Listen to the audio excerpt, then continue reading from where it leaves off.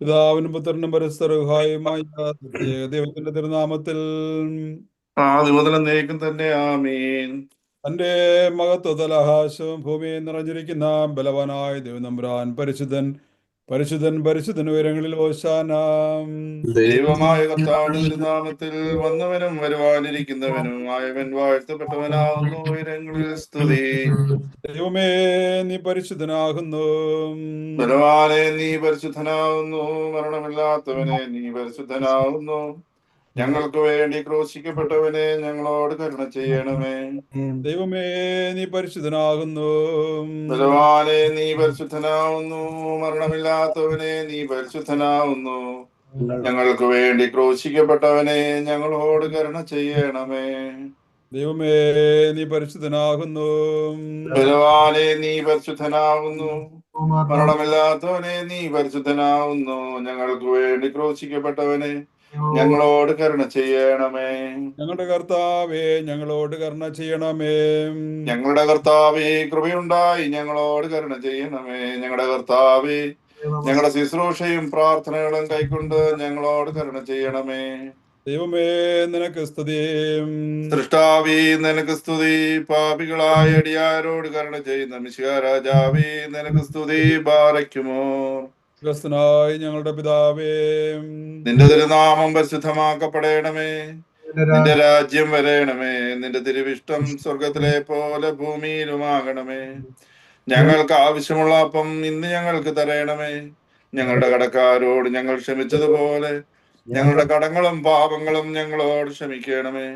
പരീക്ഷയിലേക്ക് ഞങ്ങളെ പ്രവേശിപ്പിക്കരുത്, പിന്നെയോ ദുഷ്ടനിൽ നിന്ന് ഞങ്ങളെ രക്ഷിച്ചുകൊള്ളണമേ. എന്തെന്നാൽ രാജ്യവും ശക്തിയും മഹത്വവും എന്നേക്കും നിനക്കുള്ളതാവുന്നു. ആമീൻ. കൃപ നിറഞ്ഞ മറിയമേ, നിനക്ക് സമാധാനം.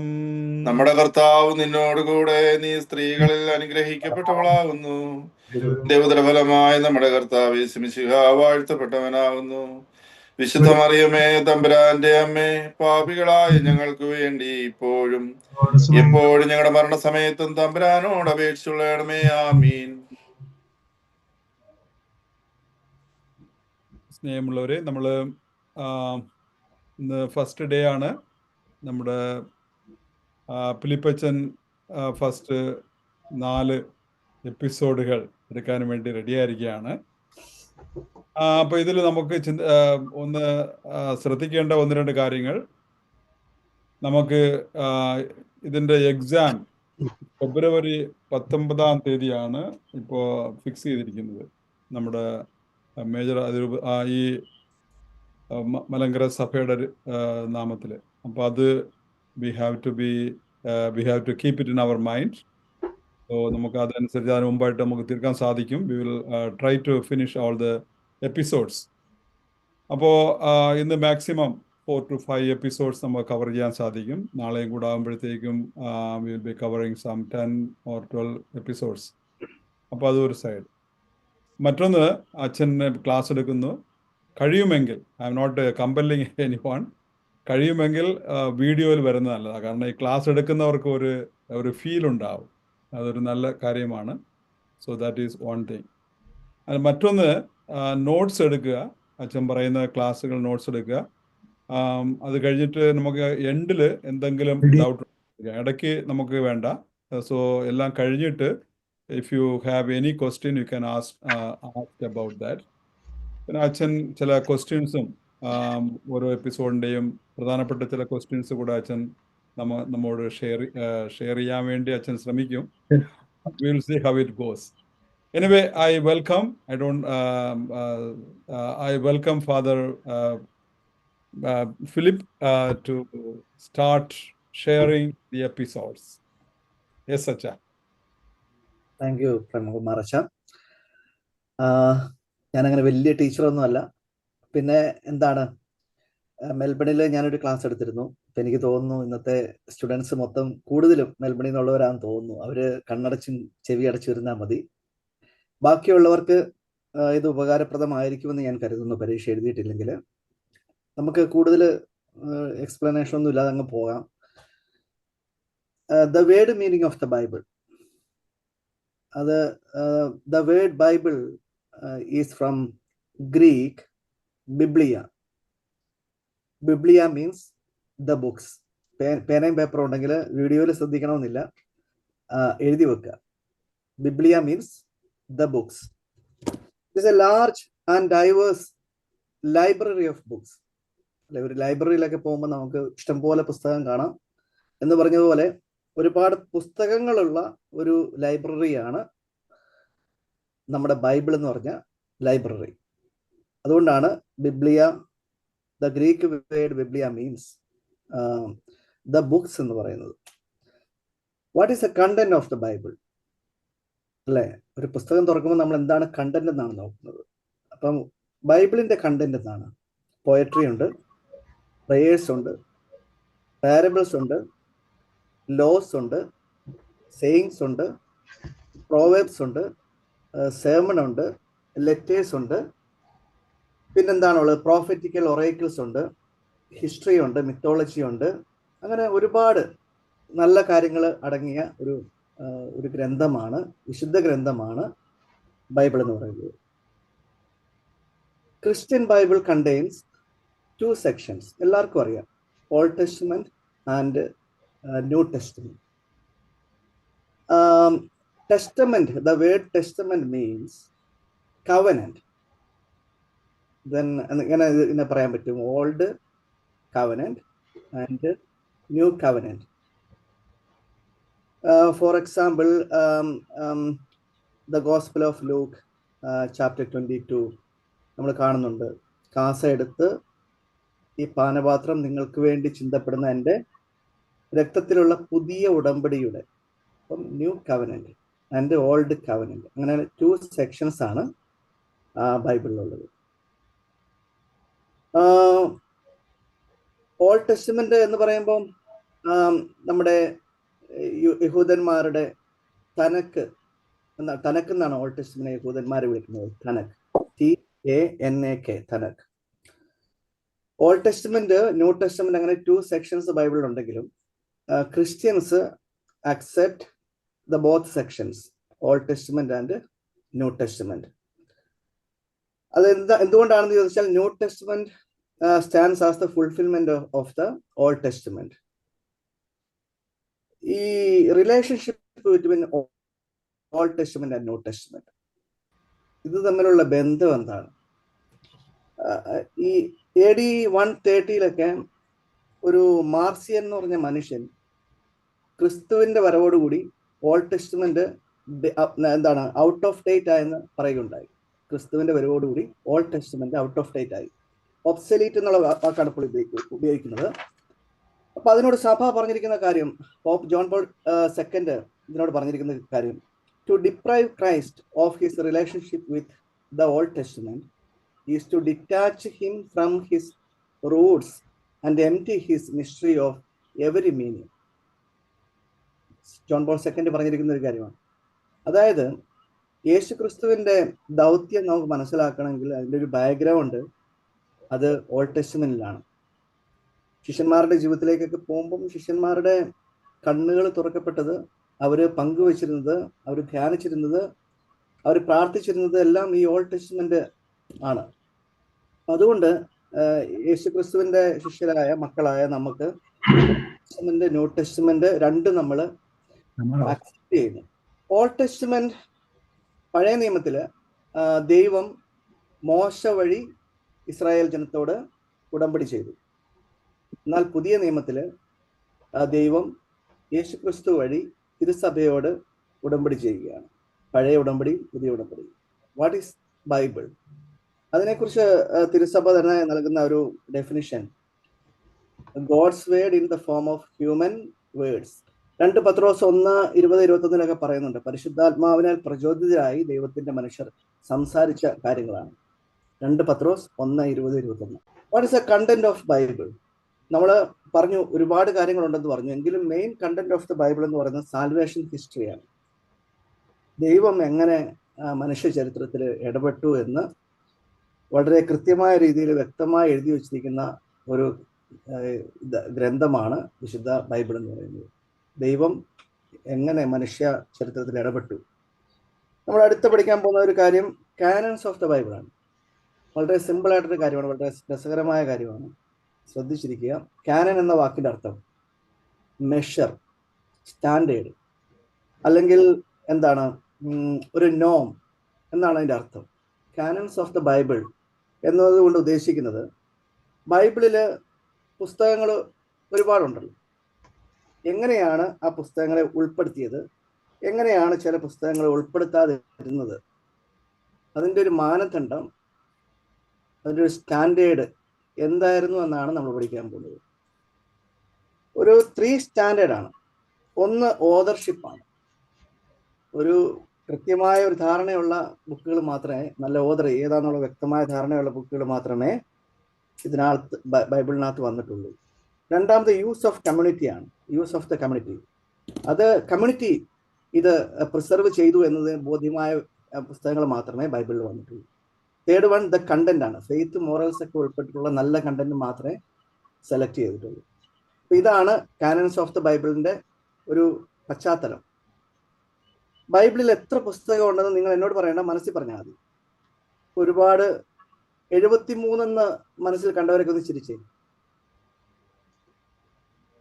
ഒത്തിരി പേര് ചിരിച്ചിട്ടുണ്ട്, കുറെ പേര് ചിരിച്ചിട്ടില്ല. 73 പുസ്തകങ്ങളുണ്ട് ബൈബിളിൽ. ഓൾഡ് ടെസ്റ്റ്മെന്റില് 46, ന്യൂ ടെസ്റ്റ്മെന്റില് 27. ഓൾഡ് ടെസ്റ്റ്മെന്റില് 46, ന്യൂ ടെസ്റ്റ്മെന്റില് 27, അങ്ങനെ 73 ബുക്സ്. ഇതിന് ഞാൻ പെട്ടെന്നൊന്ന് തിരിക്കുകയാണ്. ഓൾഡ് ടെസ്റ്റ്മെന്റില് ഡിവിഷൻസ് ഒരു 3 കാറ്റഗറിയാണ്. 3 ഓർത്താൽ മതി. 3 കാറ്റഗറീസ് ഓഫ് ഓൾഡ് ടെസ്റ്റ്മെന്റ്. ഒന്ന് ഹിസ്റ്റോറിക്കൽ ബുക്സ്, ചരിത്ര പുസ്തകം.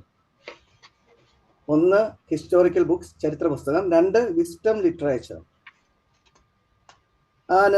And third one prophetical books. ഒന്ന് historical, 2 wisdom literature, and third one prophetic books. Historical ബുക്സിൽ ആദ്യത്തെ ഫസ്റ്റ് ബൈബിൾ എടുക്കാമെങ്കിൽ, ബൈബിൾ ഉണ്ടോ കയ്യിൽ, ഉണ്ടെങ്കിൽ ബൈബിൾ ഒന്ന് എടുക്കാമെങ്കിൽ ആ ബൈബിളിന്റെ പുസ്തകങ്ങളുടെ പേരുള്ള ആ പേജ് എടുക്കാമോ? തുടക്കത്തിൽ തന്നെ ഉണ്ട്, എളുപ്പമാണ്.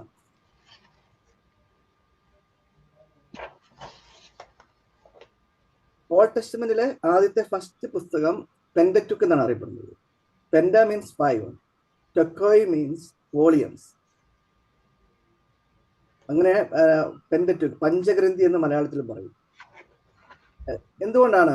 തോറ എന്ന ഒരു പുസ്തകം ഒറ്റ ഗ്രന്ഥമായിരുന്നെങ്കിലും അത് 5 ചുരുളുകളിൽ എഴുതി വെച്ചിരിക്കുന്ന ഒരു ഗ്രന്ഥമായിരുന്നു. 5 ചുരുളുകളിൽ. അങ്ങനെയാണ് അത് പഞ്ചഗ്രന്ഥി, പെന്ററ്റുക്ക് എന്ന് പിന്നീട് അറിയപ്പെട്ടത്.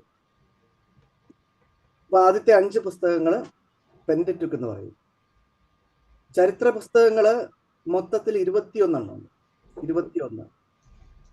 അതിൽ ആദ്യത്തെ 5 കഴിഞ്ഞാൽ ബാക്കി എത്രയുണ്ട്? 21 16 അപ്പൊ ജോഷുവ ടു മക്കബായർ 2 വരെയാണ് ആ 16 പുസ്തകങ്ങൾ. ആദ്യത്തെ 5 പെന്ററ്റുക്ക്, അത് കഴിഞ്ഞിട്ട് വരുന്ന ജോഷുവ ടു മക്കബായർ 2 വരെ 16 പുസ്തകങ്ങൾ. 16 പ്ലസ് 5 എത്രയാ? 21. അങ്ങനെ 21 ചരിത്ര പുസ്തകങ്ങൾ. Second division, second category wisdom literature ആണ്. വിസ്ഡം ലിറ്ററേച്ചർ 7 വിജ്ഞാന ഗ്രന്ഥങ്ങളുണ്ട്, 7 ബുക്സ്. അത് ആ ബൈബിളിന്റെ പേര് നോക്കിയാൽ അറിയാം. ജോബ് മുതൽ പ്രഭാഷകൻ വരെയാണ് ആ 7 പുസ്തകങ്ങൾ. ജോബ് മുതൽ പ്രഭാഷകൻ വരെ 7 പുസ്തകങ്ങൾ. പിന്നെയുള്ള പ്രോഫറ്റിക്കൽ ബുക്സ് ആണ്. അതിനകത്ത് 18 പുസ്തകങ്ങളുണ്ട്. 18 പുസ്തകങ്ങൾ. നിങ്ങൾ എഴുതുന്നുണ്ടോ? എഴുതാൻ പറ്റുന്നുണ്ടോ? Prophetical books 18, 18 books. അതിൽ ഫസ്റ്റ് 6 മേജർ പ്രോഫറ്റിക്കൽ ബുക്സ് എന്ന് പറയും. Major prophetical books. അത് കഴിഞ്ഞു വരുന്ന മൊത്തം എത്രയാണ്? 18. First 6 major and next 12 books minor prophetical books. എന്തിനാണ് ഈ മേജർ മൈനർ വന്നിരിക്കുന്നത് എന്ന് ചോദിച്ചാൽ അതിന്റെ കണ്ടന്റിന്റെ ബേസിലാണ്. ഒന്ന് ഓർത്ത് നോക്കിയേ, ഇത്രയേ ഉള്ളൂ. ഓൾഡ് ടെസ്റ്റമെന്റിൽ 3 കാറ്റഗറി ഉണ്ട്. അതിൽ ഒന്നാമത്തെ കാറ്റഗറി ഹിസ്റ്റോറിക്കൽ ബുക്സ്, ചരിത്ര പുസ്തകം. അത് എത്ര പുസ്തകങ്ങളുണ്ട്? 21 ഉണ്ട്. അതിൽ ഫസ്റ്റ് 5 പെന്ററ്റുക്ക് എന്ന് പറയും. അതിന് ശേഷമുള്ള, അതായത് ജോഷുവ മുതൽ മക്കബായ 2 വരെ ഉള്ള 16 പുസ്തകങ്ങളെ കൂടി 21 പുസ്തകങ്ങളാണ് ഹിസ്റ്റോറിക്കൽ ബുക്സ്. അല്ല, ചരിത്ര പുസ്തകം. അത് തന്നെ, ചരിത്ര പുസ്തകം. അതിന് സെക്കൻഡ് വൺ വിസ്ഡം ലിറ്ററേച്ചർ. അതിനകത്ത് എത്ര എണ്ണം ഉണ്ട്? 7 എണ്ണം ഉണ്ട്. അത് ജോബ് മുതൽ പ്രഭാഷകൻ വരെ. പിന്നെയുള്ളത് പ്രോഫിറ്റിക്കൽ ബുക്സ് ആണ്. അത് 18 എണ്ണം ഉണ്ട്. അത് യെശയ്യാ മുതൽ മലാക്കി വരെ. ഞാനത് പറഞ്ഞില്ലായിരുന്നു. യെശയ്യാ മുതൽ മലാക്കി വരെ. ആദ്യത്തെ 6 പുസ്തകങ്ങൾ വലിയ പ്രവാചക ഗ്രന്ഥങ്ങൾ. പിന്നീടുള്ള 12 എണ്ണം ചെറിയ പ്രവാചക ഗ്രന്ഥങ്ങൾ. വലിയ പ്രവാചക ഗ്രന്ഥങ്ങൾ 6 എണ്ണമാണ്. വലിയ പ്രവാചകന്മാരായി നമ്മൾ കണക്കാക്കുന്നത് യെശയ്യാ, ജെറമ്യ, എസെക്കിയേൽ, ദാനിയേൽ എന്നിവരെയൊക്കെയാണ്. പിന്നെ എങ്ങനെയാണ് 4 വലിയ പ്രവാചകരേ ഉള്ളൂ? പിന്നെ എങ്ങനെയാണ് 6 പുസ്തകം? സ്വാഭാവികമാണ് ചോദ്യം. അപ്പൊ അതിനകത്ത് വിലാപവും ബാറൂക്കും ഉണ്ട്.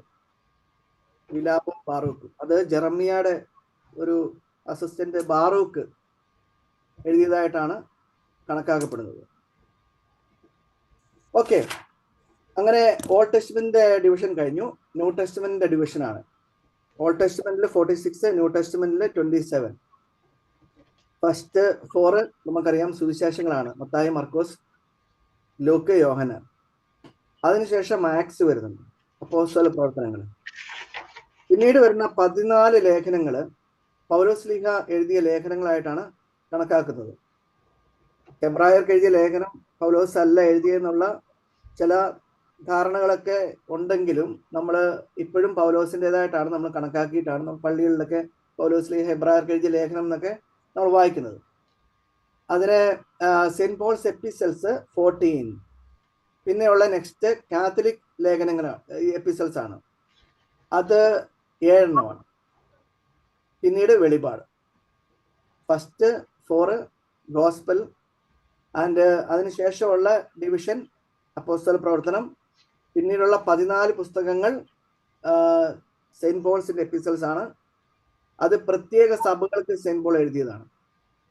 പിന്നെ എങ്ങനെയാണ് കാതോലിക ലേഖനവും പൗലോസ്ലീഹയുടെ ലേഖനവും തമ്മിലുള്ള വ്യത്യാസം എന്താണ് എന്ന് ചോദിച്ചാൽ, പോൾ കാത്തലിക് ചർച്ചസിന് എഴുതിയതാണ്, പൊതുവായ സഭയ്ക്ക് എഴുതിയതാണ് കാതോലിക ലേഖനങ്ങൾ. അത് യാക്കോബ് മുതൽ യൂദാസ് വരെയാണ്. സെന്റ് പോൾസിന്റെ എപ്പിസൽസ് റോമ മുതൽ ഹെബ്രായ വരെ. സെന്റ് പോൾസ് റോമ മുതൽ ഹെബ്രായ, കാതോലിക ലേഖനങ്ങൾ യാക്കോബ് മുതൽ യൂദാസ് വരെ. അങ്ങനെ വെളിപാട്. സമയം വേഗം പോകുന്നുണ്ട്, ഞാൻ വേഗം പറഞ്ഞു തീർക്കാം. Hebrew Bible contains 39 books. When this Bible was translated into Greek, അപ്പോൾ അവിടെ ഓൾറെഡി ഗ്രീക്കിൽ കുറെ പുസ്തകങ്ങൾ ഉണ്ടായിരുന്നു. അപ്പം ഈ ഹീബ്രു ബൈബിള് 39 ബുക്സ് ഗ്രീക്കിലേക്ക് ട്രാൻസ്ലേറ്റ് ചെയ്തു. അപ്പോൾ ഓൾറെഡി ഗ്രീക്കിൽ ഉണ്ടായിരുന്ന ഗ്രന്ഥങ്ങൾ കൂടി ആഡ് ചെയ്തിരുന്നു അതിൻ്റെ ഒപ്പം. അങ്ങനെ ഉണ്ടായ ഗ്രീക്ക് ട്രാൻസ്ലേഷന് സെപ്റ്റജിന്ത് എന്നാണ് പറയുന്നത്. Septuagint. This edition is known as Septuagint. Hebrew Bible 39 books translated to Greek. അങ്ങനെ ട്രാൻസ്ലേറ്റ് ചെയ്തപ്പം ഓൾറെഡി ഗ്രീക്കിൽ ഉണ്ടായിരുന്ന പുസ്തകങ്ങളോട് അതിനകത്ത് അഡീഷൻ ചെയ്തു. അങ്ങനെ ആഡ് ചെയ്തതിൻ്റെയാണ്. അങ്ങനെ 39 പ്ലസ് എത്രയാ?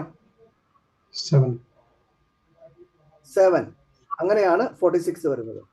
അതിന് ഈ ഗ്രീക്ക് വേർഷൻ പറയുന്നത് സെപ്റ്റജിന്ത്. അതൊക്കെ ചോദ്യം വരാവുന്നതാണോ? It's a name derives from the Greek word 70. ആ ഒരു 70 എന്നാണ് അതിൻ്റെ അർത്ഥം. ആ ഗ്രീക്ക് വേർഡിന്റെ അർത്ഥം, സെപ്റ്റജിന്തിന്റെ അർത്ഥം 70.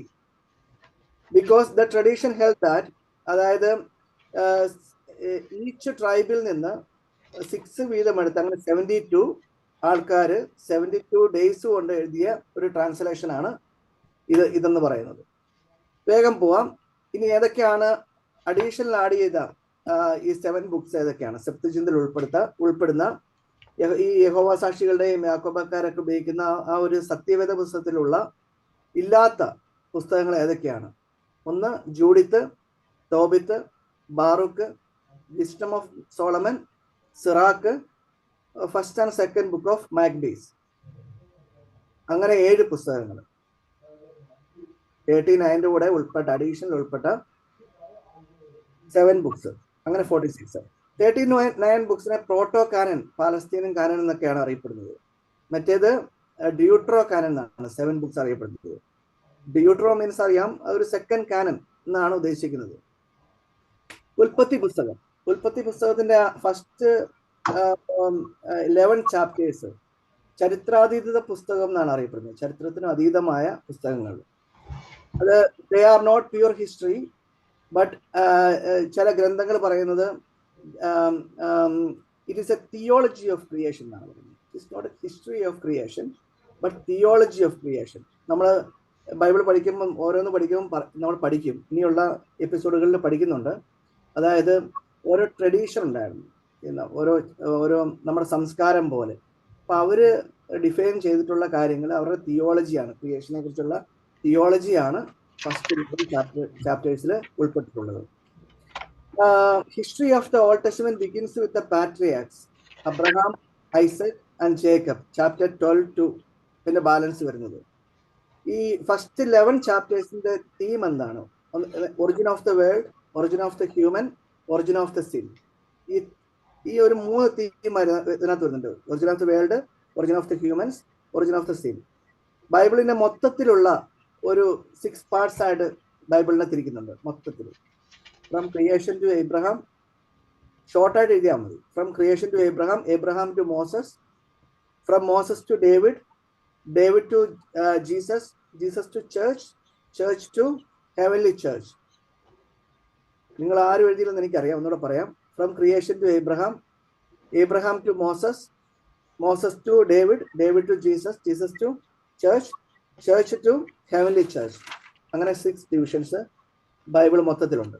ഉൽപ്പത്തി പുസ്തകം ചാപ്റ്റർ 12 നമുക്കറിയാം, പെട്ടെന്ന് പറഞ്ഞു പോവാണ്. അബ്രഹാമിനെ വിളിക്കുന്നു. അത് പാട്രിയാർക്കൽ ഹിസ്റ്ററി ഇവിടെ തുടങ്ങുകയാണ്.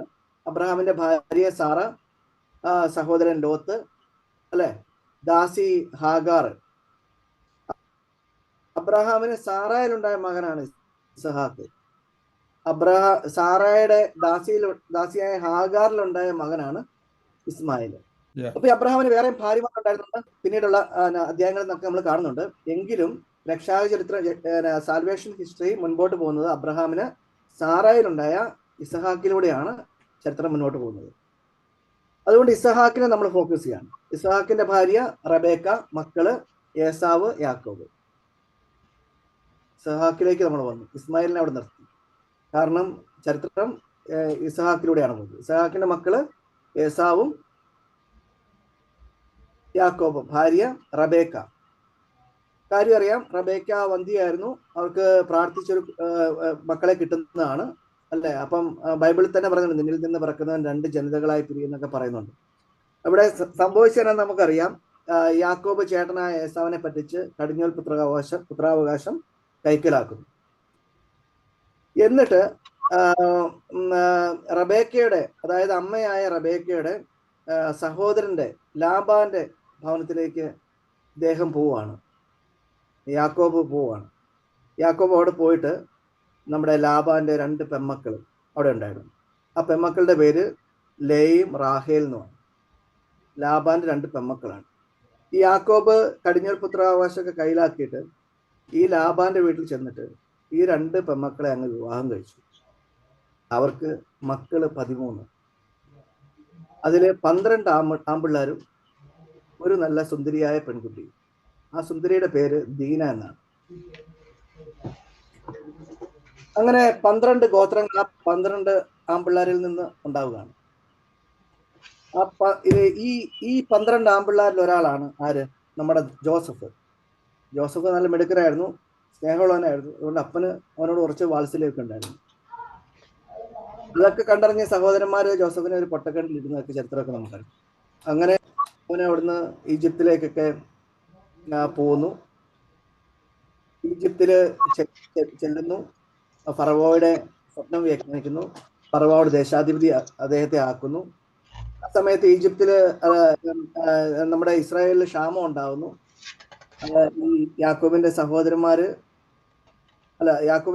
ജോസഫിന്റെ സഹോദരന്മാര് ക്ഷാമം ഉണ്ടായ സംഭവം കഴിഞ്ഞ് ഈജിപ്തിലേക്ക് ഭക്ഷണമൊക്കെ ധാന്യമൊക്കെ ഉണ്ടെന്ന് അറിഞ്ഞിട്ട് പോവാണ്. അവിടെ ചെന്നപ്പം ജോസഫ് കണ്ട മാത്രയിൽ സഹോദരന്മാരെ തിരിച്ചറിയുന്നു. പോയി അപ്പനെ വിളിച്ചോണ്ടിരാൻ പറഞ്ഞു, സാധനം കൊടുക്കുന്നു. അങ്ങനെ യാക്കോബിനെ കൂട്ടിക്കൊണ്ടുവരാൻ പറഞ്ഞു.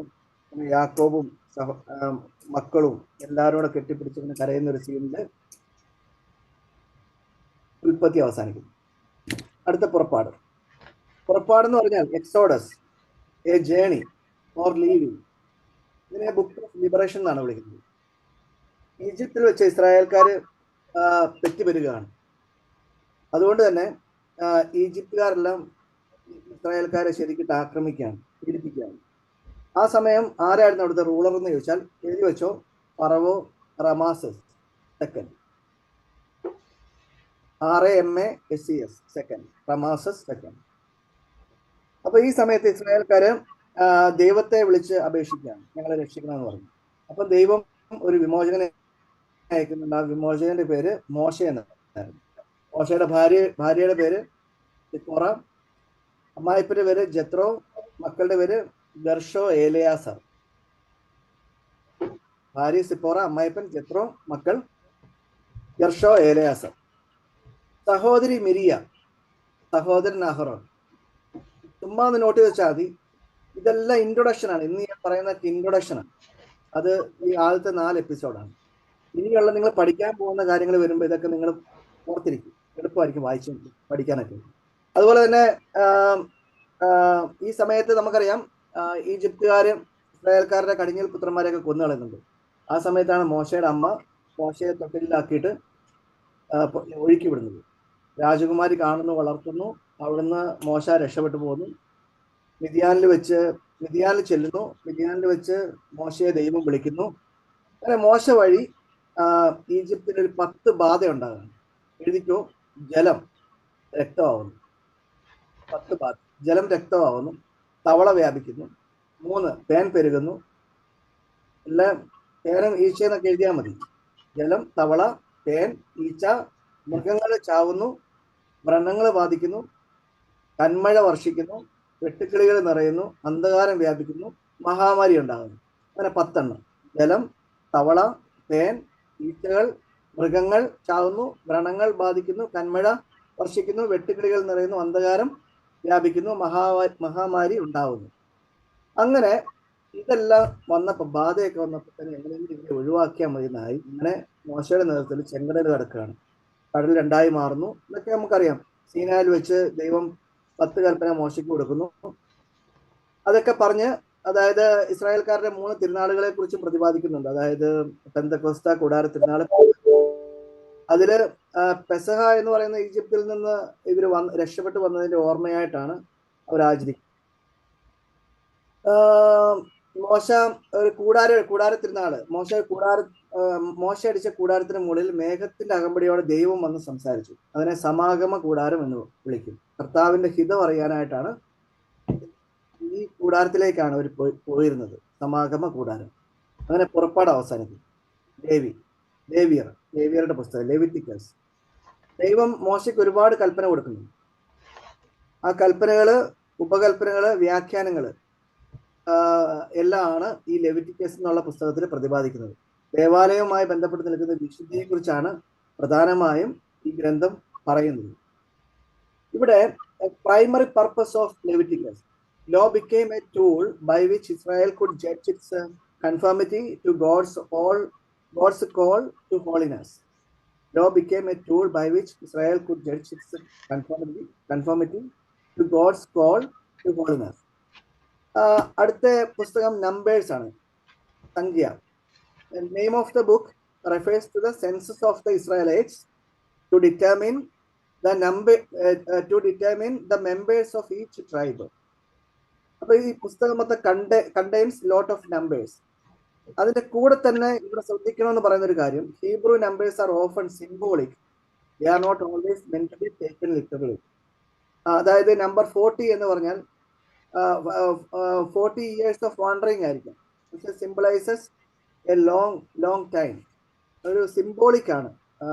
സിംബോളിക് മീനിങ് ആണ് ഞാൻ പറഞ്ഞത്. അടുത്ത ഡ്യൂട്രോണമി, നിയമാവർത്തനം.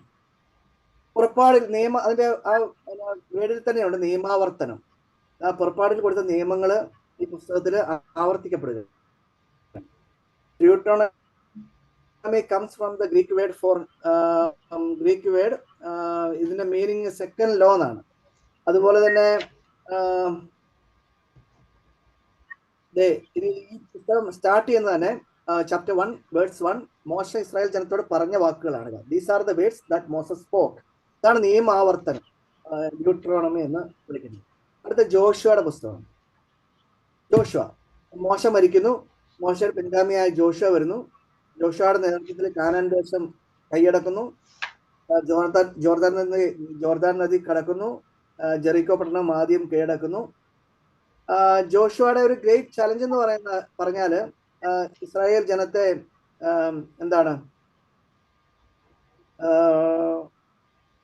ദൈവം ആഗ്രഹിച്ച കാര്യത്തിൽ അവരെ ഉറച്ചു നിർത്തുക എന്നുള്ളതാണ് ഇവരുടെ ഒരു ജോഷുവയുടെ ഒരു ഗ്രേറ്റ് ചലഞ്ചായിട്ട് കണ്ടത്. അതായത് Joshua's great challenge was keeping Israel focused on what God was intended.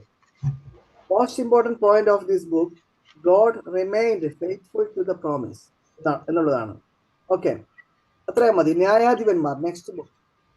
Male and female heroes ാണ് ന്യായാധിപന്മാർ എന്ന് പറയുന്നത്. അതായത് ഇസ്രായേലിന്റെ ട്രൈബിനെ നയിച്ച മെയിലായിട്ടുള്ളത് ഫീമെയിൽ ആയിട്ടുള്ളത് ഹീറോസിനെയാണ് ന്യായാധിപന്മാർ എന്ന് പറയുന്നത്. അതായത് ഇസ്രായേൽ ജനം കാനാൻ ദേശത്ത് ചെന്നപ്പം അവിടെ ഉണ്ടായിരുന്ന ആളുകൾ ഇസ്രായേൽക്കാരെ ആക്രമിച്ചു, അവരെ പീഡിപ്പിച്ചു. ആ സമയം ദൈവം ഇസ്രായേൽക്കാരുടെ ഇടയിൽ നിന്ന് തന്നെ നേതാക്കന്മാരെ ഉയർത്തിക്കൊണ്ടുവന്നു. ആരെ ആക്രമിക്കാൻ? കാനാൻകാരെ ആക്രമിക്കാൻ വേണ്ടിയിട്ട്. അവരെയാണ് ന്യായാധിപന്മാർ എന്ന് പറയുന്നത്.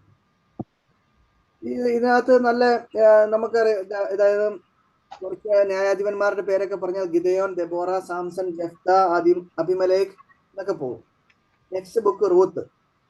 ഈ റൂത്ത് എന്ന് പറഞ്ഞാൽ നല്ലൊരു പെൺകുട്ടിയാണ്, നല്ല മനസ്സുള്ള പെൺകുട്ടിയാണ്. അവളുടെ പേര് റൂത്ത്. മൊവാബിയക്കാരിയാണ്, മൊവാബിയക്കാരി. റൂത്തിന്റെ അമ്മായിമ്മയുടെ പേര് നവോമി എന്ന്. നവോമി. ഭർത്താവിന്റെ പേര് എലിമലേക്ക്. ഈ നവോമിക്കും എലിമലേക്കും 2 പയ്യന്മാരുണ്ടായിരുന്നു, ആമ്പിള്ളാരുണ്ടായിരുന്നു. അതിന്റെ പേര് ഒന്ന് മഹിലോൺ, 2 കിലിയോൺ. മഹിലോൺ, കിലിയോൺ. നവോമി, എലിമലേക്ക്. 2 ആമ്പിള്ളാര്, മഹിലോൺ, കിലിയോൺ. അതില് മഹിലോന്റെ ഭാര്യ ഓർഫ. കിലിയോന്റെ ഭാര്യ ആരാന്ന് പറയാമോ?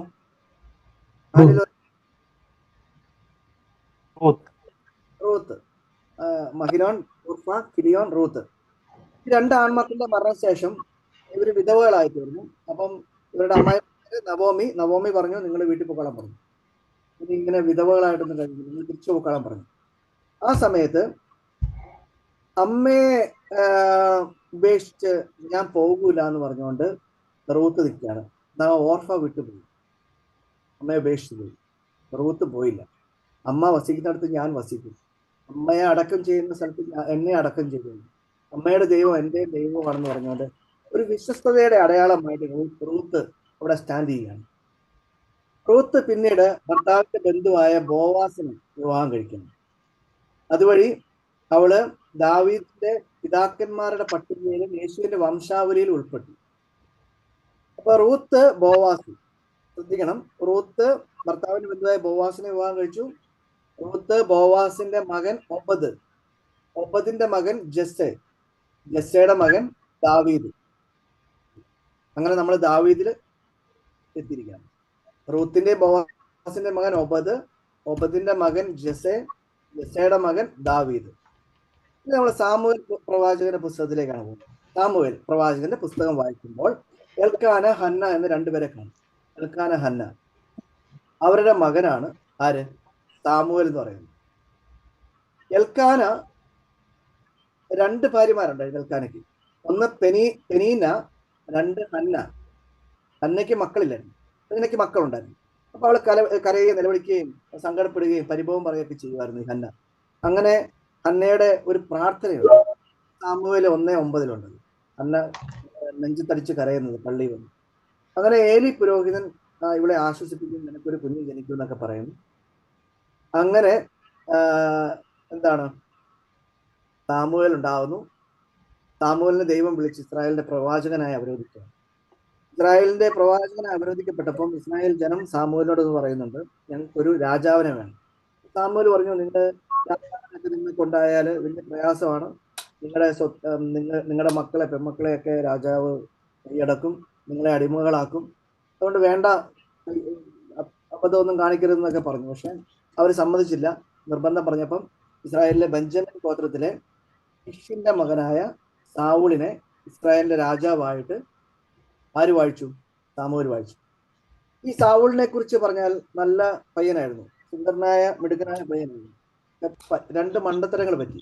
ഒന്ന്, ബൈബിളിൽ പറയുന്നുണ്ട്, ഫിലിസ്തീനുമായിട്ടുള്ള യുദ്ധത്തിന് മുമ്പ് സാമുവേൽ പ്രവാചകൻ വരാൻ വൈകിയപ്പോൾ സാവൂൾ കയറി അങ്ങ് ബലിയർപ്പിച്ചു. ഫസ്റ്റ് മണ്ടത്തരം അല്ലെ. 13-ാം അധ്യായം 1 മുതൽ 14 വരെ ആ ഒരു ഇതിനെ കുറിച്ച് പറയുന്നുണ്ട്. രണ്ടാമത്തെ മണ്ടത്തരം, സാവൂളിനെ പറ്റിയ മണ്ടത്തരം, അമലേക്കിനുമായി യുദ്ധത്തിന് പോയപ്പോൾ എല്ലാം നശിപ്പിക്കാൻ ദൈവം പറഞ്ഞു. അതായത് എല്ലാരെയും നശിപ്പിക്കാൻ പറഞ്ഞു, എല്ലാരെയും നശിപ്പിക്കാൻ പറഞ്ഞു. പക്ഷെ നമ്മുടെ സാവൂള് നല്ല മൃഗങ്ങളെ ഒന്നും, കൊഴുത്ത ആട്ടുംകുട്ടിയൊന്നും കൊല്ലാതെ കൊണ്ടുപോകും. എന്തിനാന്ന് ചോദിച്ചപ്പോൾ ദൈവത്തിന് ബലിയർപ്പിക്കാനല്ലോ. അപ്പൊ അങ്ങനെ ഒരു കോണ്ടസ്റ്റില് സാവൂളിനോട് പറയുന്നൊരു നല്ല ഒരു ഡയലോഗാണ് നമ്മൾ ഇന്നും പറഞ്ഞുകൊണ്ടിരിക്കുന്നത്, അനുസരണം ബലിയേക്കാൾ ശ്രേഷ്ഠം. അതായത് ദൈവം പറഞ്ഞില്ല എല്ലാം നശിപ്പിക്കാൻ, പക്ഷെ നീ കുറച്ചെണ്ണത്തിനെ കൂടെ കൊണ്ടുവന്നല്ലോ, അനുസരണം ബലിയേക്കാൾ ശ്രേഷ്ഠമാണെന്ന് പറഞ്ഞു കൊടുക്കുകയാണ്. അതാണ് സാമുവേലിന് പറ്റിയ രണ്ടാമത്തെ മണ്ടത്തരം. അങ്ങനെ സാവൂൾ ദൈവസന്നിധിയിൽ നിന്ന് തിരസ്കൃതനാകുകയാണ്. ഈ ദൈവത്തെ അനുസരിക്കാത്തത് മൂലം, അല്ലെങ്കിൽ ദൈവ സന്നിധിയിൽ നിന്ന് അകന്നു പോവുകയാണ്. അങ്ങനെയാണ് അദ്ദേഹത്തിന്റെ കൊട്ടാരത്തിലെ കിന്നരവായനക്കാരനായ ഇടയച്ചക്കനെ ദാവീദ് രാജാവിനെ തലസ്ഥാനത്തേക്ക് ഉയർത്തുന്നത്. ദാവീദ് ഗോലിയാത്തുമായിട്ടുള്ള യുദ്ധമൊക്കെ നമുക്ക് ബൈബിൾ വായിക്കുമ്പോൾ മനസ്സിലാവും. ഈ ഗോലിയാത്തിനെ ദാവീദ് തോൽപ്പിക്കുന്നുണ്ട്. അങ്ങനെ ദാവീദിനോട് അസൂയ തോന്നുന്നു, ദാവീദിനെ കൊല്ലാൻ ശ്രമിക്കുന്നു. അപ്പൊ നമ്മുടെ ദാവീദിന്റെ മകൻ സാവൂളിനോട് വലിയ സ്നേഹമുള്ളായിരുന്നു, ജോനാഥൻ എന്നാണ് അവന്റെ പേര്. അവൻ വന്ന് പറഞ്ഞു, അപ്പൻ നിന്നെ കൊല്ലും, അതുകൊണ്ട് രാജ്യം വിട്ടു പോകാൻ പറഞ്ഞു. അങ്ങനെ ദാവീദ് ഒളിച്ചു താമസിക്കുന്നു. സാവൂളിന്റെ മരണശേഷം ദാവീദ് ഇസ്രായേലിന്റെ രാജാവായിട്ട് പിന്നെയും രാജാവാകുകയാണ്. സുവർണ കാലഘട്ടം വന്നു. ജെറുസലേം നഗരം നിർമ്മിച്ചത് കിങ് ഡേവിഡ് ആണെന്നാണ് പറയുന്നത്. അപ്പോ മിശിഹ വരുമെന്ന് ഇസ്രായേൽ ജനം പ്രതീക്ഷിക്കുന്നതും ഈ ദാവീദിന്റെ വംശത്തിൽ നിന്നാണ്. ദാവീദിനൊരു മിസ്റ്റേക്ക് പറ്റി, നമ്മുടെ സാവൂളിനെ പറ്റിയൊരു മിസ്റ്റേക്ക് പോലെ. അത് വേറൊന്നുമല്ല, ഭൃത്യനായ ഊറിയയുടെ ഭാര്യയുമായി ചെറിയൊരു അടുപ്പമുണ്ടായിരുന്നു. ഊറിയയുടെ ഭാര്യയുടെ പേര് ബത്ശബേ എന്നാണ്. അവളുമായിട്ട് ഇച്ചിരി അടുപ്പമുണ്ടായിരുന്നു. അങ്ങനെ ബത്ശബയെ സ്വന്തമാക്കാൻ വേണ്ടിയിട്ട് നമ്മുടെ ദാവീദ് ഊറിയായെ യുദ്ധത്തിന് മുൻപിൽ നിർത്തുകയാണ്. അങ്ങനെ യുദ്ധത്തിൽ അദ്ദേഹം മരിക്കുകയാണ്. ആ സമയത്ത് നാഥാൻ പ്രവാചകൻ ദാവീദിന്റെ അടുത്ത് വരികയാണ്. വന്നിട്ട് ഒരു സ്റ്റോറി പറയാണ്. ഒരു ധനവാനും ഒരു ദരിദ്രനും. ധനവാന് കുറെ ആടുകൾ ഉണ്ടായിരുന്നു, ദരിദ്രന് ഒരു പെണ്ണാട്ടിൻകുട്ടി മാത്രമേ ഉണ്ടായിരുന്നു. എന്നാൽ ധനവാന്റെ വീട്ടിൽ ഒരു ഗസ്റ്റ് വന്നപ്പം നമ്മുടെ ഈ ധനവാൻ ദരിദ്രന്റെ ആട്ടിൻകുട്ടി കയറി പെണ്ണാടിനെ പിടിച്ചങ്ങ് കൊന്ന് കറി വെച്ച് കഴിച്ചു. അപ്പം ഇത് കേട്ടപ്പോഴത്തേനും ദാവീദ് രോഷാകുലനായിട്ട് പറയുകയാണ്, കർത്താവാണ് ഇത് ചെയ്തവൻ മരിക്കണം എന്ന്. നല്ല സ്റ്റൈൽ ആൻഡ് ഡയലോഗൊക്കെ കിട്ടും. കർത്താവാണ് ഇത് ചെയ്തവൻ മരിക്കണം, ദാവീദ് പറയാണ് ഈ സ്റ്റോറി കേട്ടിട്ട്. ഉടനെ നാഥാൻ പറയാണ്, നമ്മൾ ഇന്നും പറയുന്ന ഒരു നാടകത്തിലെ ഡയലോഗ്, ആ മനുഷ്യൻ നീ തന്നെ എന്ന് പറയാണ്. ദാവീദ് തെറ്റ് മനസ്സിലാക്കുന്നു, പശ്ചാത്തപിക്കുന്നു. പിന്നീട് ഒരു തെറ്റ് ചെയ്താൽ നമ്മുടെ ജീവിതത്തിൽ ഉണ്ടാകുന്ന ഒരു കാര്യമാണ് ദാവീദിന്റെ ജീവിതത്തിലൂടെ നമ്മൾ കാണുന്നത്. ദുഷ്കരമാകാണ് ജീവിതം. ബത്ശബേയിലുണ്ടായ കുഞ്ഞ് മരിക്കുന്നുണ്ട്. മകളെ മറ്റൊരു മകൻ നശിപ്പിക്കുന്നു. ആ മകനെ മറ്റൊരു മകൻ കൊല്ലുന്നു.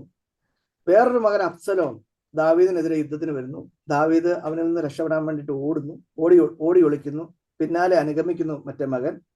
അങ്ങനെ അദ്ദേഹത്തെ കൊല്ലാനുള്ള യാത്രയിൽ അബ്സലോം മരിക്കുന്നു. ദാവീദ് വളരെ സങ്കടത്തോടെ മോനെ നിനക്ക് പോലെ ഞാനായിരുന്നെങ്കിൽ എന്നൊക്കെ വിലപിക്കുന്നുണ്ട്. പക്ഷെ പിന്നീട് അദ്ദേഹം തിരിച്ചു വന്ന് തന്റെ രാജ്യം ഭരിക്കുന്നുണ്ട്. നാഥാനും ബത്ശബയും ദാവീദിന്റെ അടുക്കൽ വന്ന് ഈ ദാവീദിന്റെയും ബത്ശബയ്ക്കും ഉണ്ടായ സോളമനെ രാജാവാക്കാൻ പറയുകയാണ്. അങ്ങനെ ദാവീദിന്റെ പിൻഗാമിയായി സോളമൻ രാജാവ് രംഗപ്രവേശനം ചെയ്യുന്നു. ജെറുസലേം ദേവാലയം പണിയുന്നത് സോളമൻ രാജാവാണെന്നാണ് പറയുന്നത്. ദാവീദ് പണിയാന്ന് പറഞ്ഞപ്പോൾ ദൈവം പറയുന്നത് നിന്റെ കയ്യിൽ ചോര പുരണ്ടിട്ടുണ്ട്, അതുകൊണ്ട് നീയല്ല, നിനക്ക് പകരം നിന്റെ മകനാണ് ദേവാലയം പണിയേണ്ടതെന്ന് പറഞ്ഞു വെക്കുന്നുണ്ട്. അപ്പം ദേവാലയം പണിയുന്നത് സോളമനാണ്.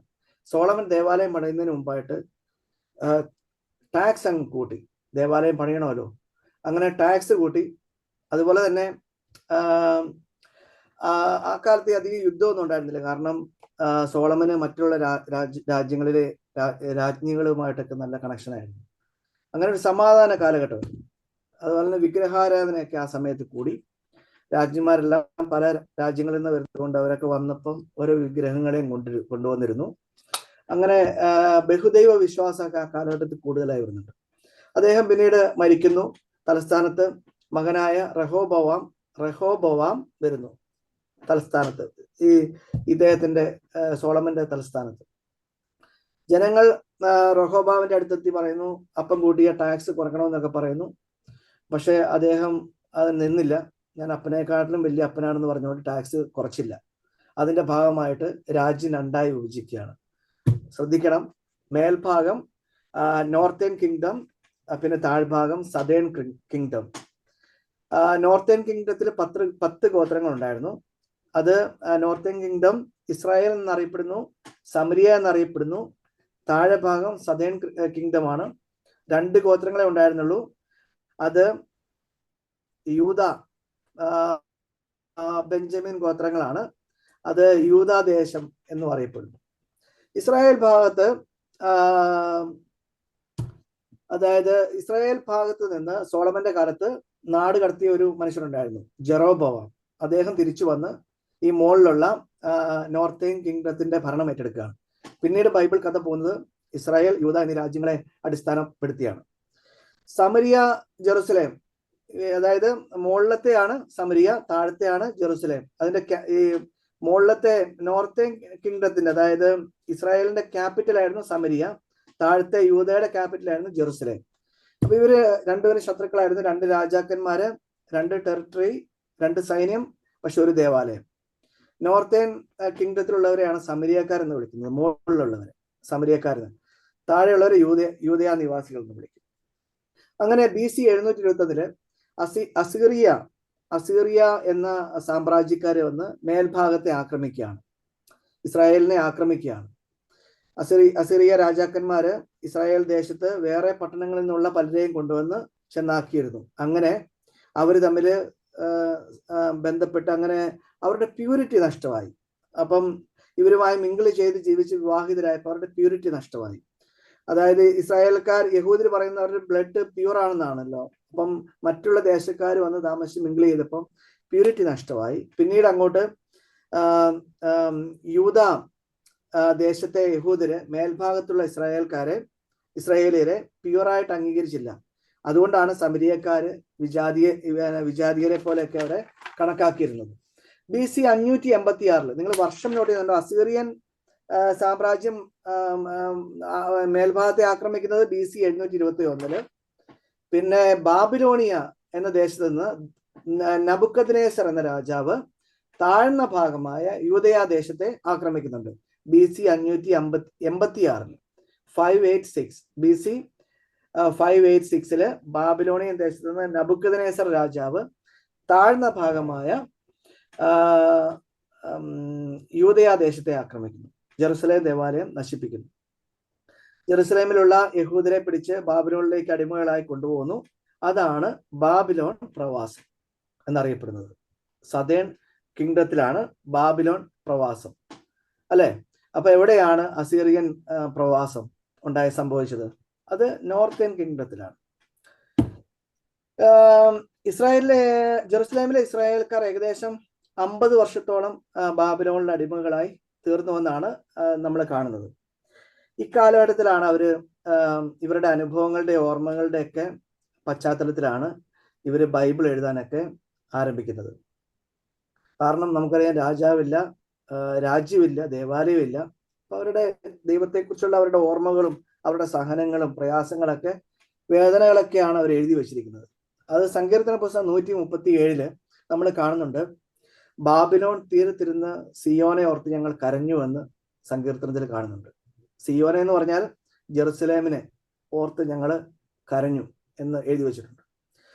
ഈ പ്രവാചകന്മാരെ യെശയ്യാ, ജെറമ്യാ, എസെക്കിയേല് ഒക്കെ ഉദിച്ചു വരുന്നത് ഈ കാലഘട്ടത്തിലാണ്.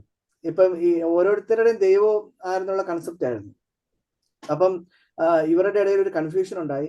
അസീറിയക്കാരുടെ ദൈവം എന്താണ്, ബാബിലോൺകാരുടെ ദൈവം, അങ്ങനെ യാക്കോബിന്റെ ദൈവം, അബ്രഹാമിന്റെ ദൈവം, എല്ലാവർക്കും ദൈവമുണ്ട്, എല്ലാവരുടെയും പേരിലാണ് ദൈവം എന്ന് അവർ കണക്കാക്കിയിരുന്നത്. അപ്പൊ അവർക്ക് അവരുടെ ഉള്ളിൽ ഒരു കൺഫ്യൂഷൻ രൂപപ്പെട്ടു. ഞങ്ങളുടെ ദൈവത്തെക്കാളും പവർഫുൾ ആണോ അസീറിയക്കാരുടെ ദൈവം, അല്ലെങ്കിൽ ബാബിലോൺകാരുടെ ദൈവം ഞങ്ങളെ ആക്രമിക്കുകയും പീഡിപ്പിക്കുകയൊക്കെ ചെയ്യുന്നത് കണ്ട്. അപ്പം ഈ ഒരു കൺഫ്യൂഷൻ ഉണ്ടായ സമയത്ത് പ്രവാചകന്മാർ വന്ന് പറയാണ്, ഇസ്രായേൽക്കാരുടെ ദൈവമാണ് എല്ലാറ്റിൻ്റെയും അധിപൻ, എല്ലാവരെയും നയിക്കുന്ന ആള്. മാത്രമല്ല, നിങ്ങൾ പാപം ചെയ്തത് കൊണ്ട് നിങ്ങൾ ശിക്ഷയ്ക്ക് വിധേയരാകുന്നു എന്നതാണെന്നുള്ള കാര്യം പ്രവാചകന്മാര് ഇവരെ മനസ്സിലാക്കിക്കാണ്. 50 വർഷങ്ങൾക്ക് ശേഷം പേർഷ്യൻ രാജാവായ സൈറസ് ബാബിലോണിയൻ ദേശം ആക്രമിക്കുന്നു. ഇസ്രായേൽക്കാരുടെ സ്വന്തം നാട്ടിലേക്ക് തിരിച്ചു പോകാൻ പറയുന്നു. തിരിച്ചുവരവിന് പ്രധാനമായും സഹായിക്കുന്ന 2 നേതാക്കന്മാരാണ് എസ്ര, നെഹമ്യ. ഈ എസ്ര, നെഹമ്യ 2 പേരാണ് നശിപ്പിക്കപ്പെട്ട ദേവാലയം പുതുക്കി പണിയുന്നത്. സെക്കൻഡ് ടെമ്പിൾ എന്നാണ് അതിനെ വിളിക്കുന്നത്. അതേപോലെ തന്നെ സദേൺ കിങ്ഡം സ്ട്രോങ് ആക്കാൻ, ഇനിയും ആക്രമിക്കപ്പെടാതിരിക്കാൻ വേണ്ടിയിട്ട് ഒരു മതില് പണിയാണ് നെഹമ്യ. മതില് പണിയാണ് നെഹമ്യയുടെ പുസ്തകത്തിലൊക്കെ പ്രതിപാദിക്കുന്നത്. നോർത്തേൺ കിങ്ഡം ഇവരോട് ചോദിച്ചു, സദേൺ കിങ്ഡത്തിൽ ഞങ്ങൾ ഈ മതില് പണിയിൽ ജോയിൻ ചെയ്യട്ടെന്നൊക്കെ ചോദിച്ചു നോർത്തേൺ കിങ്ഡത്തിലുള്ള ആൾക്കാർ. പക്ഷേ സദേൺകാർ സമ്മതിച്ചില്ല. കാരണം എന്താണെന്ന് വെച്ചാൽ ഇവര് അശുദ്ധരാണ്, മാത്രമല്ല സമരിയക്കാർ വിജാതീയരായിട്ടാണ് അവർ കണക്കാക്കിയിരുന്നത്. അതുകൊണ്ട് അവര് സഹകരിക്കാൻ സമ്മതിച്ചില്ല.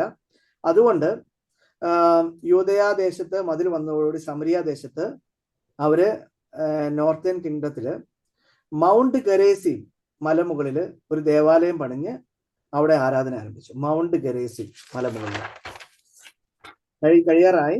ഒരു 10 മിനിറ്റ് കൂടെ ഉണ്ട്, അന്നേരത്തിന് എന്റെ ക്ലാസ് കഴിയും. BC 333 ലോകം മുഴുവൻ അലക്സാണ്ടർ ചക്രവർത്തി വെട്ടിപ്പിടിക്കുന്ന സമയമാണ്. യഹൂദര് ഗ്രീക്കുകാരുടെ അടിമകളായി മാറുന്നു. അലക്സാണ്ടർ ചക്രവർത്തിക്ക് ശേഷം രാജ്യം 2ആയി വിഭജിക്കപ്പെടുകയാണ്. ടോളമി സാമ്രാജ്യം ആൻഡ് സെലൂക്ക സാമ്രാജ്യം. പാലസ്തീന സെലൂക്കായുടെ കീഴിലാണ് വരുന്നത്. സെലൂക്കസ് രാജാവായിരുന്ന അന്ത്യോക്യസ് എപ്പിഫാനിയോസ് നാലാമൻ ഇസ്രായേൽക്കാരെ അതികഠിനമായി പീഡിപ്പിച്ചു. അവരുടെ വിശ്വാസവും ആരാധനയും ദേവാലയം ഒക്കെ നശിപ്പിക്കാൻ നോക്കുകയാണ്. അപ്പം സെലൂക്കസ് രാജാവിനെ നേരിടാനായി ഇസ്രായേൽക്കാരുടെ ഇടയിൽ നിന്ന് ഒരു കൂട്ടര് ദൈവം ഉയർത്തിക്കൊണ്ടിരുന്നുണ്ട്. അവരെയാണ് മക്കബായർ എന്ന് വിളിക്കുന്നത്. ഈ മക്കബായരുടെ ഒരു മുതുമുത്തച്ഛനാണ് മത്താത്തിയോസ്. അവർക്ക് 3 ആൺമക്കൾ ഉണ്ടായിരുന്നു, യൂദാസ്, ജോനാഥൻ, ഷിമയോൻ. ഇവരെല്ലാം കൂടി സെലൂക്കസിനെ തോൽപ്പിക്കാനായിട്ട് പരിശ്രമിക്കുകയാണ്. BC 164 മക്കബായര് ദേവാലയം പുനഃസമർപ്പിക്കുന്നുണ്ട്. മക്കബായരാണ് പിന്നീട് ഇസ്രായേലിനെ ഭരിച്ചുകൊണ്ടിരുന്നത്. BC 63 പോംബെ രാജാവിന്റെ കീഴിൽ റോമാക്കാർ ഇസ്രായേൽ ദേശം ആക്രമിച്ച് കീഴടക്കുന്നു. BC 63 പോംബെ രാജാവിന്റെ കീഴിൽ റോമാക്കാര് ഇസ്രായേൽ ദേശം ആക്രമിച്ച് കീഴടക്കുന്നു. ഈ റോമാക്കാരുടെ കാലഘട്ടത്തിലാണ് ഈശോ ജനിക്കുന്നത്. ഒരു BC 2-7 ഇടയ്ക്കായിട്ട്. ന്യൂ ടെസ്റ്റ്മെന്റ് ജീസസിനെ ഒരു പൊളിറ്റിക്കൽ മിശിഹ ആയിട്ടല്ല കണക്കാക്കിയിരുന്നത്. അതുകൊണ്ട് തന്നെ ഈശോയുടെ മരണശേഷം ഒരു പുതിയ നിയമം രൂപപ്പെടുകയാണ്. ശിഷ്യന്മാര് അനുഭവിച്ചറിഞ്ഞ ഈശോയെ അവർ എഴുതാൻ ആരംഭിച്ചു. അതാണ് സുവിശേഷം എന്ന് പറയുന്നത്. ഈശോ സ്വർഗത്തിൽ നിന്ന് ആരോഹണം ചെയ്യുന്നു. സ്വർഗത്തിലേക്ക് ആരോഹണം ചെയ്യുന്നു. പെന്തക്കോസ്ത അനുഭവം ഉണ്ടാവുന്ന ശിഷ്യന്മാർക്ക് പത്രോസ് വലിയ പ്രസംഗം നടത്തുന്നു. പുതിയ നിയമത്തില് ആക്സിലാണ് പ്രതിപാദിക്കുന്നത്. അതുപോലെ തന്നെ അനവധി ആളുകൾ വിശ്വാസം സ്വീകരിക്കുന്നു. പത്രോസ് പല അത്ഭുതങ്ങളും പ്രവർത്തിക്കുന്നു, മുടന്തര് നടക്കുന്നു. വിജാതീയനായ കൊർന്നേലിയോസ് വിശ്വാസം സ്വീകരിക്കുന്നു. യഹൂദർ ഇതെല്ലാം കൂടെ കണ്ടിട്ട് ഭ്രാന്തായിട്ട് അവർക്ക് അസൂയ തോന്നി ക്രിസ്ത്യാനികളോട്. അങ്ങനെ ക്രിസ്ത്യാനികളെ നശിപ്പിക്കാൻ വേണ്ടിയിട്ട് സാവൂളിനെ പറഞ്ഞു വിടുകയാണ്. സാവൂള് പോകുന്ന വഴി ദൈവം സാവൂളിനെ പിടിച്ച് കുതിരപ്പുറത്ത് നിന്ന് താഴെയിട്ട് അവനെ മാനസാന്തരപ്പെടുത്താൻ, നീ പിടിപ്പിക്കുന്ന ഈശോയാണ് ഞാനെന്ന് പറഞ്ഞുകൊണ്ട് അവനെ നെഞ്ചത്തൊരു കുത്തു കൊടുക്കുകയാണ്. അതോടുകൂടി സാവൂള് പൗലോസായി. പിന്നെ സഭയ്ക്ക് വേണ്ടി പൗലോസ് ഓടുകയാണ്. അങ്ങനെ പല സഭകള് പൗലോസ് വിസിറ്റ് ചെയ്യുന്നു, അവർക്കൊക്കെ ലേഖനങ്ങൾ എഴുതുന്നു. അതൊക്കെയാണ് പൗലോസിന്റെ 14 ലേഖനങ്ങളായിട്ട് നമ്മൾ നേരത്തെ പറഞ്ഞു പഠിച്ചത്. ഇനി നമ്മൾ ഞാൻ കൺക്ലൂഡ് ചെയ്യുന്നതിന് മുമ്പായിട്ട് പരിഭാഷയെ കുറിച്ച് പറയാണ്. അതായത് ഗ്രീക്ക് ട്രാൻസ്ലേഷൻ, ബൈബിളിന്റെ ഗ്രീക്ക് ട്രാൻസ്ലേഷൻ നിങ്ങൾ ഓർക്കുന്നുണ്ടാവും, സെപ്റ്റജിന്റ് എന്നാണ് നമ്മൾ അറിയപ്പെട്ടത്, നമ്മൾ പഠിച്ചത്. ലാറ്റിൻ ട്രാൻസ്ലേഷനെ വുൾഗാത്ത എന്നാണ് പറയുന്നത്, വുൾഗാത്ത. സിറിയക്ക് ട്രാൻസ്ലേഷനെ പശീത്ത എന്നാണ് വിളിക്കുന്നത്, പശീത്ത. അതുപോലെ തന്നെ അർമായ ട്രാൻസ്ലേഷനെ താർഗും എന്നാണ് വിളിക്കുന്നത്. ഏകദേശം 1723 തമിഴ് ഭാഷയിൽ വേദപുസ്തകം ബൈബിള് രചിക്കപ്പെട്ടു. 1811 സത്യവേദ പുസ്തകം പബ്ലിഷ് ചെയ്തു. 1905 കാത്തലിക് വേർഷൻ ന്യൂ ടെസ്റ്റ്മെന്റ് വരുന്നത്. പിന്നെ 1963 പൂർണ്ണ ബൈബിള് വരുന്നു. 1981 POC ബൈബിളും പബ്ലിഷ് ചെയ്തു. അപ്പൊ ഇതാണ് ഒരു ഓടിച്ചിട്ട ഒരു ഇൻട്രൊഡക്ഷൻ. അതിനുശേഷം ഞാൻ പറയാണ്, നമ്മളൊരു മെൽബണിൽ ഒരു പാട്ടും കൂടെ പഠിപ്പിച്ചു. അത് പാട്ട് പാടി ഞാൻ ഈ ക്ലാസ് അവസാനിപ്പിക്കാം. ഉൽപ്പ ലേവ്യ സംഖ്യ നിയമ ജോഷ്വ ന്യായാദി റൂത്ത് സാമുവേൽ ഒരു ജോഡി രാജാക്കന്മാർ 2 ദിനവൃത്താന്തവും ഒരു ജോഡി യസ്ര നെഹമ്യ തോബിത് യൂദിത് എസ്തേ മക്കബായ 2 ജോബ് കഴിഞ്ഞാൽ സങ്കീർത്തനം സുഭാസഭോത്തമ ഗീതം. സഭാപ്രസംഗകൻ ഉത്തമഗീതം. ജ്ഞാനം പ്രഭാഷകനെ ജെറമ്യ വിലാപങ്ങൾ പിന്നാലെ ബാറുക്ക് സക്കിയൽ ദാനിയേലും ഹോസിയ ജോയേൽ ആമോസും ഓബാദിയായോന മിക്കാനാഹും ഹബക്കുക്ക് സെഫാനിയ ഹഗ്ഗായിയും സക്കറിയായും മലാഖിയുമേ തീർന്നു 46 പുസ്തകങ്ങൾ. മത്തായി, മർക്കോസ്, ലൂക്ക, യോഹന്നാനും ആണല്ലോ സുവിശേഷത്തിൻ കർത്താക്കൾ. ഓർത്തിരിക്കൂ കൂട്ടുകാരെ, സുവിശേഷങ്ങൾക്ക് ശേഷവും ലേഖനങ്ങൾക്ക് മുൻപും എന്താണെന്നറിയേണ്ടേ സ്ലീഹന്മാരുടെ നടപടികൾ. റോമ, കൊറിഗൊറി, ഗലാത്തിയ 2 കൊറി, റോമ, കൊറിഗൊറി, ഗലാത്തിയ, എഫേസോസ്, ഫിലിക്കൊളോസിയ, തെസലോ, തിമോ, തീത്തോസ്, ഫിലെമോൻ, ഹെബ്രായ, യാക്കോബ് സ്ലീഹ 1 എഴുതി, പത്രോസ് സ്ലീഹ 2 എഴുതി, യോഹന്നാനോ 3 എഴുതി, യൂദാ സ്ലീഹായും 1 എഴുതി, വെളിപാടല്ലോ അവസാനം. Thank you.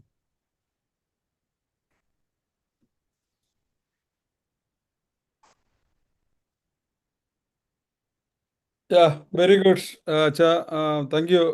നമ്മുടെ ആദ്യത്തെ ഒരു 4 എപ്പിസോഡ് കഴിഞ്ഞു. അതിൻ്റെ കൂടെ പാട്ടും നമ്മൾ പാടുന്നു. ഇത് കഴിഞ്ഞിട്ട് എല്ലാവരും ഈ പാട്ട് പഠിക്കാം, കാണാൻ പഠിച്ചിട്ട് നമുക്കൊരു കോമ്പറ്റീഷൻ പോലെ വയ്ക്കാം. നല്ലതാ ഇത് പഠിക്കുന്നത്. നമ്മുടെ പിള്ളേർക്കും ഈ പാട്ട് പഠിക്കുന്നത് നല്ലതാ. എല്ലാ സൺഡേ സ്കൂൾ പിള്ളേർക്കും നമ്മൾ അതിൻ്റെ ഇംഗ്ലീഷും ചെയ്യുന്നുണ്ട്. അപ്പോൾ അതും കൂടെ വരുമ്പോഴത്തേക്ക് രണ്ടും കൂടെ നമുക്ക് കൊടുത്ത് പിള്ളേർക്കും വലിയവർക്കും പഠിക്കാൻ സാധിക്കും. വെരി ഗുഡ്, താങ്ക് യു അച്ഛാ. അപ്പോൾ ഇനി അടുത്ത് നമ്മുടെ ഒരെണ്ണം കൂടെ നമുക്ക് നടത്താൻ തോന്നുന്നു. ലിനി റെഡിയാണോ? ലിനി? റെഡി അച്ഛാ. Very good. അത് ഒന്ന് ഇതുകൂടെ വീഡിയോ കൂടെ ഓൺ ചെയ്തേരെ. നല്ല മുഖമായോണ്ട് കാണാം. നല്ലൊന്നുമില്ല. സമയമുണ്ടോ? ഉണ്ട്. നമുക്ക് അവിടെ നടത്താം, അല്ലെങ്കിൽ തീർത്തില്ല. Okay okay. അച്ഛൻ ഫിലിപ്പച്ചൻ നല്ലപോലെ എല്ലാം എക്സ്പ്ലെയിൻ ചെയ്ത് പറഞ്ഞു. അത് ഒന്നുകൂടെ ഞങ്ങൾക്ക്, ഞാൻ ഓൾറെഡി എഴുതി വെച്ചിട്ടുണ്ടായിരുന്നു, അപ്പോൾ ഒന്നുകൂടെ അതിനകത്തൂടെ വായിച്ചു നോക്കാൻ പറ്റി. താങ്ക് യു അച്ഛ. അടുത്തത് എപ്പിസോഡ് 5 ബൈബിളിന്റെ ഇൻട്രഡക്ഷൻ ടു ബൈബിളിലെ ലാസ്റ്റ് എപ്പിസോഡാണ്. അതിനകത്ത് 3 കാര്യങ്ങളാണ് മെയിൻ ആയിട്ട് അച്ഛൻ പറഞ്ഞത്. ഒന്ന് ട്രാൻസ്ലേഷൻ വർക്കിനെ പറ്റിയും, പിന്നെ second how to read Bible, third one how to interpret Bible. അത് അച്ഛൻ പറഞ്ഞായിരുന്നു ഓൾറെഡി. ഹീബ്രു ഭാഷയിലാണ് നമ്മൾ ബൈബിൾ ആദ്യം എഴുതിയത്. അത് കഴിഞ്ഞ് പിന്നെ അത് വർഷങ്ങൾ കഴിഞ്ഞ് ഗ്രീക്ക് ഭാഷയിൽ വന്നു, പിന്നെ അരമായ ഭാഷയിൽ വന്നു. അങ്ങനെ വ്യത്യസ്ത കാലഘട്ടത്തിൽ പല ഭാഷയിൽ അത് ബൈബിൾ ട്രാൻസ്ലേറ്റ് ചെയ്തേണ്ട വന്നു. അപ്പം മോസ്റ്റ് ഇമ്പോർട്ടന്റ് ട്രാൻസ്ലേഷൻ കുറെ വർഷങ്ങൾ കഴിഞ്ഞിട്ട് വന്നത് ലാറ്റിൻ ലാംഗ്വേജിലാണ്. അതായത് ഒഫീഷ്യലായിട്ട് ചർച്ച് ഏറ്റെടുത്ത ലാംഗ്വേജ് ലാറ്റിൻ ലാംഗ്വേജിലാണ്.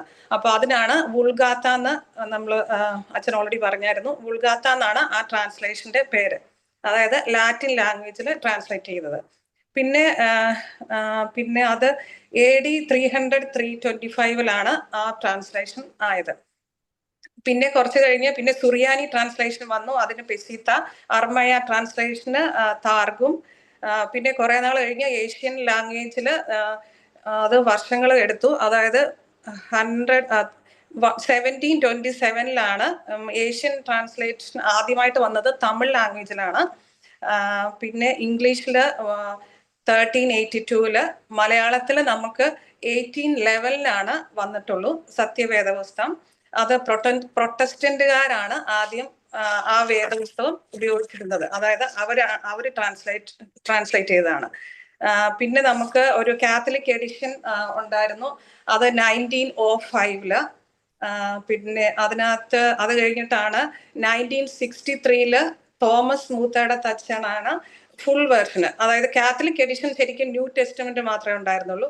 ഫുൾ എഡിഷൻ ആയത് 1963.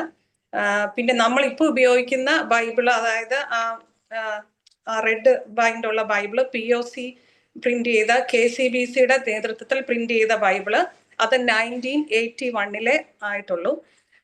പിന്നെ അങ്ങനെ അച്ഛൻ മെയിനായിട്ട് പറഞ്ഞത്, അങ്ങനെ ഓരോ ഭാഷയിലും ഇത് ഓരോ ട്രാൻസ്ലേഷൻ വന്നതനുസരിച്ച് ബൈബിളിലെ അർത്ഥത്തിന് കുറച്ച് വ്യത്യാസങ്ങൾ വന്നിട്ടുണ്ട്.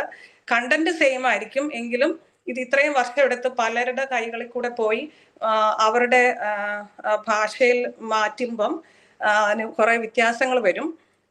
പക്ഷെ കണ്ടന്റ് സെയിം ആയിരിക്കും. അങ്ങനെ അച്ഛൻ പറഞ്ഞായിരുന്നു. പിന്നെ നമ്മള് പിന്നെ ഇത് വേറൊരു കാര്യം പറഞ്ഞത്, 20th അതായത് നമ്മുടെ മലയാളത്തിൽ വന്നത് 20th സെഞ്ചുറിയിലാണ്. പിന്നെ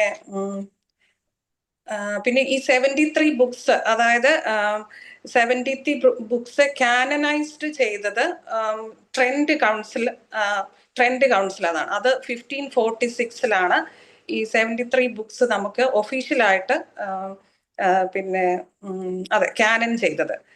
പിന്നെ വേറെ പിന്നെ അത്രയാണ് ട്രാൻസ്ലേഷന്റെ കാര്യം.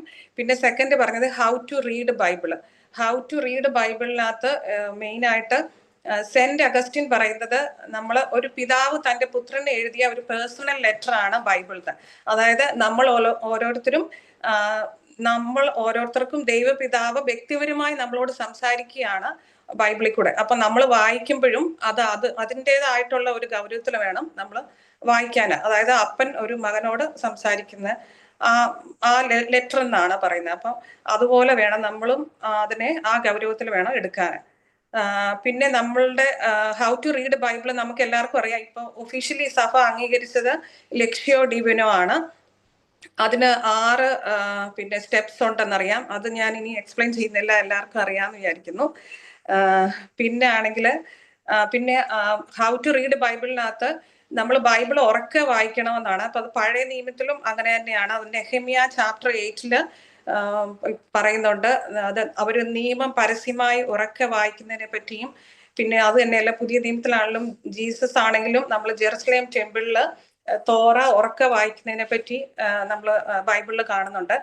അത് ഉറക്കെ വായിച്ചാലേ അതിലാണ് ദൈവം അല്ലെങ്കിൽ യേശു യേശുവിന്റെ സ്വരം നമ്മൾ കേൾക്കുകയാണ്. അപ്പൊ അതിനകത്തൂടെയാണ് നമുക്ക്, അല്ലാതെ നമ്മൾ പെതുക്കെ വായിച്ചാലോ ഉറക്കെ വായിക്കുമ്പോഴാണ് അതിൻ്റെതായിട്ടുള്ള രീതിയിൽ നമുക്ക് കിട്ടുന്നതെന്ന്.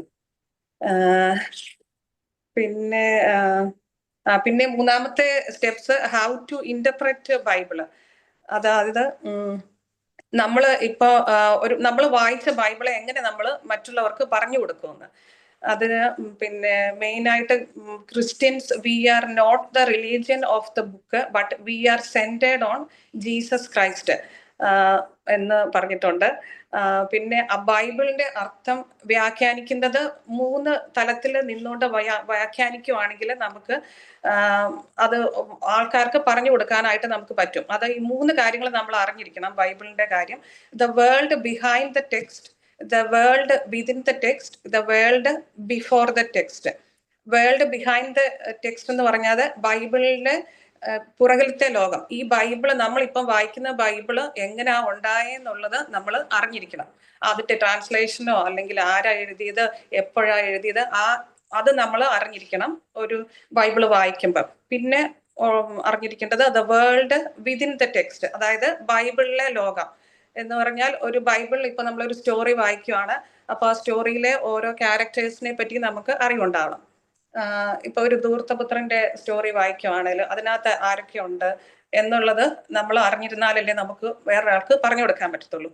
പിന്നെ the world before the text, നമ്മൾ ആർക്ക് വേണ്ടിയാണോ പറഞ്ഞു കൊടുക്കുന്നത്, ഇപ്പൊ കുട്ടികൾക്ക് വേണ്ടിയാണോ അതോ അഡൽട്ടിന് വേണ്ടിയാണോ, ഒരു പ്രയർ ഗ്രൂപ്പിലാണോ പറയുന്നത്, അപ്പൊ അതിനനുസരിച്ച് വേണം നമ്മൾ ഇത് ഇന്റർപ്രറ്റ് ചെയ്ത് കൊടുക്കാനായിട്ട്.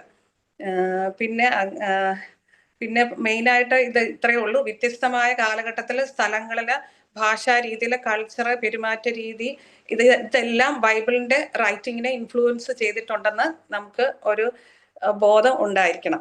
അതിന് എക്സാമ്പിൾ ആയിട്ട് അച്ഛൻ കുറെ പറഞ്ഞു. പിന്നെ ഓരോ എക്സാമ്പിൾ ഞാൻ പറയാം. അതായത് ലൂക്കിന്റെ സുവിശേഷത്തില്,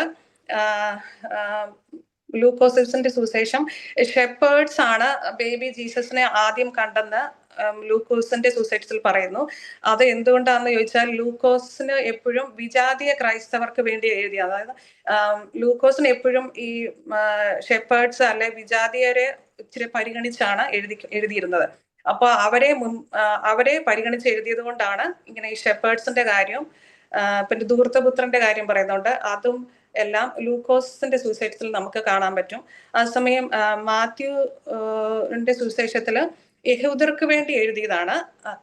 അപ്പം അതുകൊണ്ട് തന്നെ യഹൂദരുടെ രാജാവിനെ പരിഗണിച്ചുകൊണ്ടാണ് എഴുതിയത്. അപ്പം ബേബി ജീസസിനെ കാണാൻ വന്നത് വൈസ്മെൻ ആണെന്ന് പറയുന്നത് മാത്യുവിന്റെ സുവിശേഷത്തില്.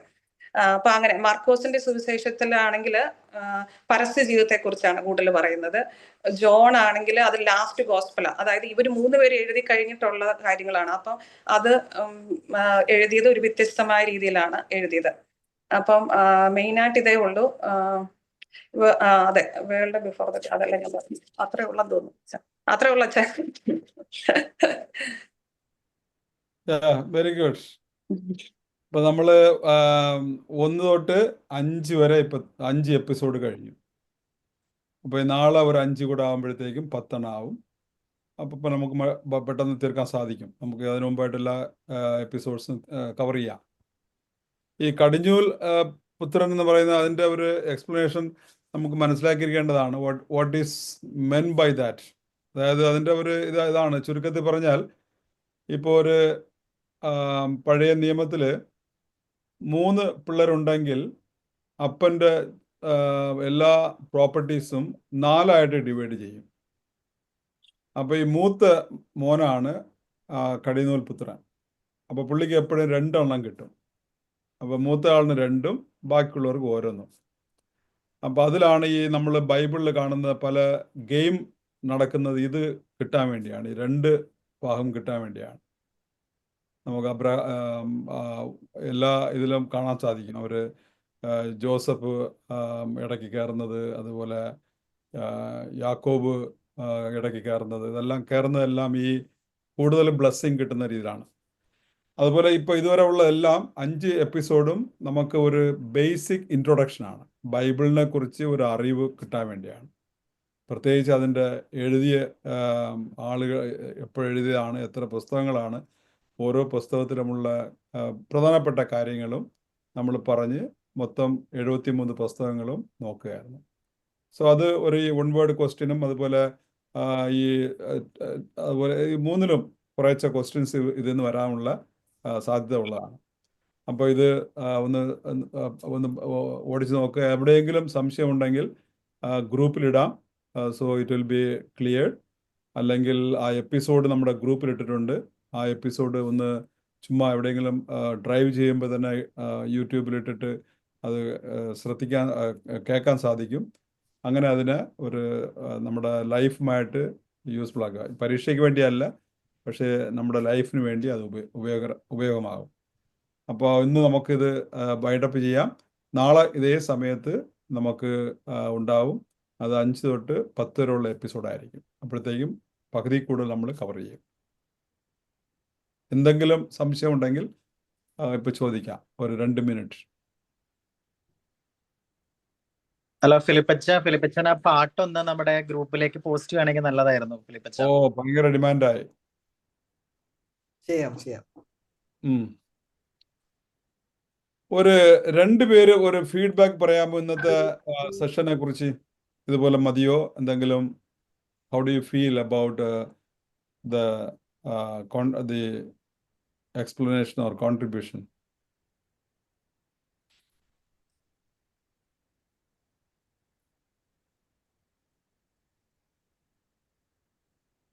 ഞാൻ പേര് വിളിക്കണോ?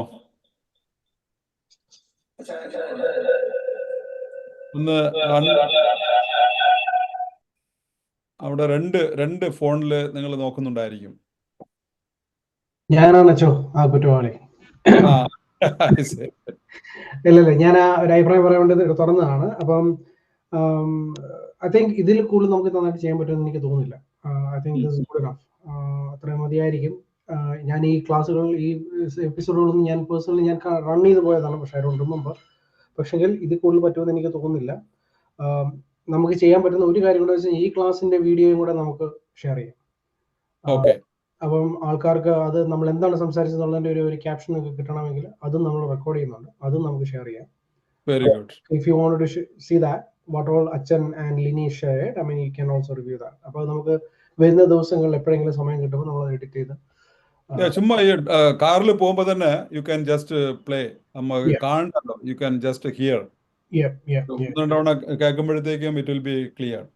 എനിക്ക് തോന്നുന്നു മെൽബണിലുള്ളവർക്ക് അത് എളുപ്പമായത്. കാരണം അച്ഛൻ കവർ ചെയ്ത് ഞങ്ങൾ 2ാം പ്രാവശ്യം കേൾക്കണം. ഞങ്ങൾ ഓൾറെഡി അത് റൺ ചെയ്ത് പോയതാണ്. അതുകൊണ്ട് അതിനെപ്പറ്റി ഒരു ഗ്രിപ്പ് കിട്ടിയിട്ടുണ്ടായിരുന്നു. ഏതാണെങ്കിലും നല്ലതായിരുന്നു. അങ്ങനെ ചെയ്താൽ മതിയായിരിക്കും എനിക്ക് തോന്നുന്നു. Very good. ഒരാൾ കൂടെ, either from Canberra or from Adelaide or Perth.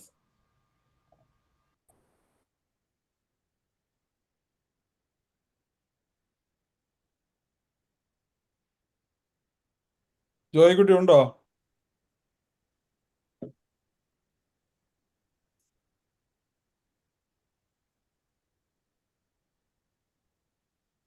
Rajeena ഉണ്ടോ? Rajeena? Hello, Acho. Yes. I think as it was told, I think ഇതിനേക്കാളും ബെറ്റർ ആയിട്ടുള്ള രീതിയിൽ ഇനിയും ചെയ്യാനൊക്കെ I think അച്ഛനത് ബെസ്റ്റ് ആയിട്ടുള്ള കൺസൈസ് ചെയ്തിട്ട് കൺസൻട്രേറ്റ് ചെയ്ത് പറഞ്ഞ I don't think we can be more in elaborate with the time constraints. I think that's the best. I think അച്ഛൻ പറഞ്ഞോളൂ, ഇങ്ങനെ നമ്മളിപ്പം വണ്ടി ഓടിക്കുമ്പോഴോ അതൊക്കെ നമ്മൾ when we are doing something we are continuously listening to it. I think that will help us to get more insight into into the Bible study. Yeah, very good. Yes. അങ്ങനെ ഞാൻ വിചാരിക്കും, because that's the best thing. I think അത്രയും 45 മിനിറ്റ്സിന്റെ videos അത്രയും concise ചെയ്ത് ഇങ്ങനെ പറയണമെങ്കിൽ this is the best way we can do. And Achan has done and Lini has done it very well. Good. Okay, അപ്പോൾ ഇനി ഈ ക്വസ്റ്റ്യൻ ആൻസറോടെ നോക്കാം. കഴിഞ്ഞ പരീക്ഷയുടെ ക്വസ്റ്റ്യൻസ് ഇട്ടിട്ടുണ്ട്, അതിൻ്റെ ആൻസേഴ്സും ഇട്ടിട്ടുണ്ട്. Just go through that also. അതും ഒരു ഇപ്പോൾ ഈ 2 സെഷൻ്റെയും നമ്മൾ ഇത് കൂടെ വായിക്കുമ്പോഴത്തേക്ക് നമുക്ക് പെട്ടെന്ന് മനസ്സിലാവും what type of questions are expected എന്നുള്ളത്. അപ്പോൾ ആ രീതിയിലൂടെ ചെയ്യാം. So thank you very much. അച്ഛൻ ജോണച്ചൻ ഉണ്ടോ? അതിൽ ഒന്ന് പ്രാർത്ഥിക്കാമോ? കാരുണ്യവാനായ ഈശോയെ, ഞങ്ങളുടെ ബൈബിൾ പഠന മേഖലകളെ പ്രത്യേകമായി സമർപ്പിക്കുന്നു. അതിൽ പങ്കുചേരുന്നവരെയും നേതൃത്വം കൊടുക്കുന്നവരെയും സഹായിക്കുന്നവരെയും പ്രാർത്ഥിക്കുന്നവരെയും വചനം ധ്യാനിക്കുന്നവരെയും വചനം വായിക്കുന്നവരെയും പ്രത്യേകമായിട്ട് അനുഗ്രഹിക്കണമേ. നന്മ നിറഞ്ഞ മറിയമേ സ്വസ്തി, കർത്താവ് നിന്നോടുകൂടെ, നീ സ്ത്രീകളിൽ വാഴ്ത്തപ്പെട്ടവളാകുന്നു, നിന്റെ ഉദരഫലമായി ഈശോ വാഴ്ത്തപ്പെട്ടവനാകുന്നു. പരിശുദ്ധ മറിയമ്മേ തമ്പുരാന്റെ അമ്മേ, ഞങ്ങൾക്ക് വേണ്ടി ഇപ്പോഴും മരണസമയത്തും തമ്പുരാനോട് രക്ഷപ്പെടണമേ. ആമേൻ. പിതാവിന്റെയും പുത്രന്റെയും പരിശുദ്ധാത്മാവിന്റെ നാമത്തിൽ ആമേൻ. Thank you very much.